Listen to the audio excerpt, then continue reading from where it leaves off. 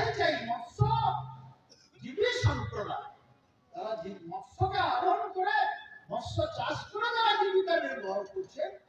বাঙালিরা তো মমতা ব্যানার্জি বলেছেন বাঙালি মাছে ভাতে, সকালে উঠলে বাবু সে পাপড়া মাছ হোক, রূপাবাটিয়া মাছ হোক, রুলি মাছ হোক, পোড়া মাছ হোক, আর পাতলা মাছ হোক, আর চিতল মাছ হোক, মাছ চাষ করতে হবে, বেশি করে মাছ উৎপাদন।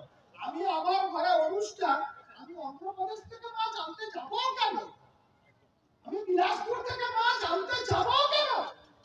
আমি আমার বাগানে দেখেন না, এখানে রাস্তা দিয়ে গেলে বড় বড় পেয়ারা, পেয়ারা এখন আমাদের বারুইপুরে হচ্ছে। আগে পেয়ারা বাইক থেকে আসতো, কলা, বড় বড় কলা খান, সে কলা আমাদের ঘরে চাষ করতে হবে, বাগানে আমাদের কর্মসংস্থান হবে। আমরা পারবো না কেন? বাংলার মানুষ অন্য জায়গা থেকে আনতে যাবো কোনো অন্য রাজ্যে? আমরা মৎস্য চাষ করে এটা প্রমাণ করেছি। এখন মৎস্য উৎপাদন বেড়েছে, বলবেন মৎস্য উৎপাদন অনেকটা বেড়েছে, আরো বাড়াতে হবে। আমরা কারোর কাছে হাত পাতবো না, পাতবো না, পাতবো না।